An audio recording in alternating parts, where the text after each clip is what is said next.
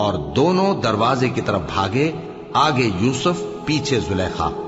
اور عورت نے ان کا کرتا پیچھے سے پکڑ کر جو کھینچا تو پھاڑ ڈالا، اور دونوں کو دروازے کے پاس عورت کا خاوند مل گیا۔ تو عورت بولی کہ جو شخص تمہاری بیوی کے ساتھ برا ارادہ کرے اس کی اس کے سوا کیا سزا ہے کہ یا تو قید کیا جائے یا اسے دکھ کا عذاب دیا جائے۔ یوسف نے کہا اسی نے مجھ کو اپنی طرف مائل کرنا چاہا تھا، اور اس کے خاندان میں سے ایک گواہ نے گواہی دی کہ اگر اس کا کرتا آگے سے پھٹا ہو تو یہ سچی اور یوسف جھوٹا ہے،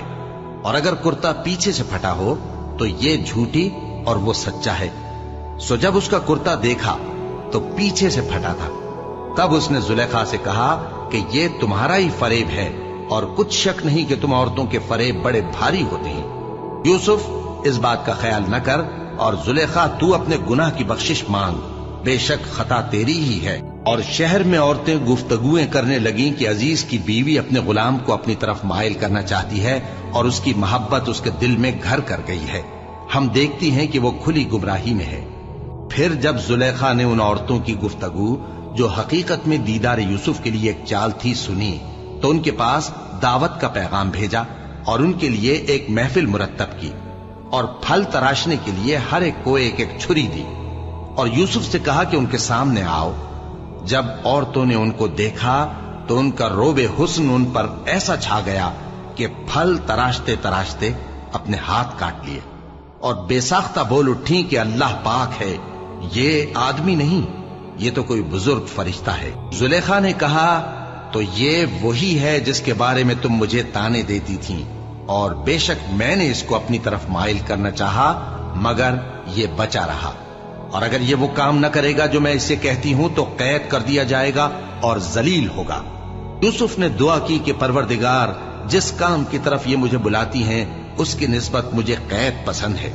اور اگر تو مجھ سے ان کے فریب کو نہ ہٹائے گا تو میں ان کی طرف مائل ہو جاؤں گا اور نادانوں میں سے ہو جاؤں گا۔ پس ان کے رب نے ان کی دعا قبول کر لی اور ان سے عورتوں کا داؤں ٹال دیا، بے شک وہی تو سننے والا ہے، جاننے والا ہے۔ پھر باوجود اس کے کہ وہ لوگ ان کی بے گناہی کے نشان دیکھ چکے تھے، ان کی رائے یہی ٹھہری کہ کچھ عرصے کے لیے ان کو قید ہی کر دیں، اور ان کے ساتھ دو اور جوان بھی داخل زندہ ہوئے۔ ایک نے ان میں سے کہا کہ میں نے خواب دیکھا ہے، دیکھتا کیا ہوں کہ شراب کے لیے انگور نچوڑ رہا ہوں۔ دوسرے نے کہا کہ میں نے بھی خواب دیکھا ہے، میں یہ دیکھتا ہوں کہ اپنے سر پر روٹیاں اٹھائے ہوئے ہوں اور پرندے ان میں سے کھا رہے ہیں، تو ہمیں ان کی تعبیر بتا دیجئے کہ ہم تمہیں نیکوکار دیکھتے ہیں۔ یوسف نے کہا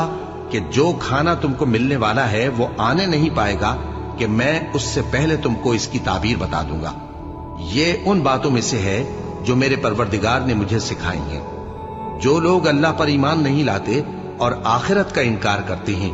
میں نے ان کا مذہب چھوڑ دیا ہے، اور میں اپنے باپ دادا ابراہیم اور اسحاق اور یعقوب کے مذہب پر چلتا ہوں۔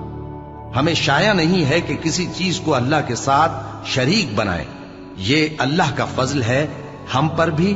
اور لوگوں پر بھی، لیکن اکثر لوگ شکر نہیں کرتے۔ اے میرے قید خانے کے رفیقو، بھلا کئی جدا جدا آقا اچھے یا اللہ جو اکیلا ہے سب پر غالب ہے؟ جن چیزوں کی تم اللہ کے سوا پرستش کرتے ہو وہ صرف نام ہی نام ہیں جو تم نے اور تمہارے باپ دادا نے رکھ لیے ہیں، اللہ نے ان کی کوئی سند نازل نہیں کی۔ سن رکھو کہ اللہ کے سوا کسی کی حکومت نہیں ہے، اس نے ارشاد فرمایا ہے کہ اس کے سوا کسی کی عبادت نہ کرو، یہی سیدھا دین ہے، لیکن اکثر لوگ نہیں جانتے۔ اے میرے قید خانے کے رفیقو، تم میں سے ایک جو پہلا خواب بیان کرنے والا ہے وہ تو اپنے آقا کو شراب پلایا کرے گا، اور جو دوسرا ہے وہ سولی دیا جائے گا، اور پرندے اس کا سر نوچ کھائیں گے۔ جو بات تم مجھ سے پوچھتے تھے وہ فیصل ہو چکی ہے، اور ان دونوں میں سے جس کی نسبت یوسف نے خیال کیا کہ وہ رہائی پا جائے گا، اس سے کہا کہ اپنے آقا سے میرا ذکر بھی کر دینا۔ پھر شیطان نے اسے ان کا اپنے آقا سے ذکر کرنا بھلا دیا، اور یوسف کئی برس قید خانے ہی میں رہے۔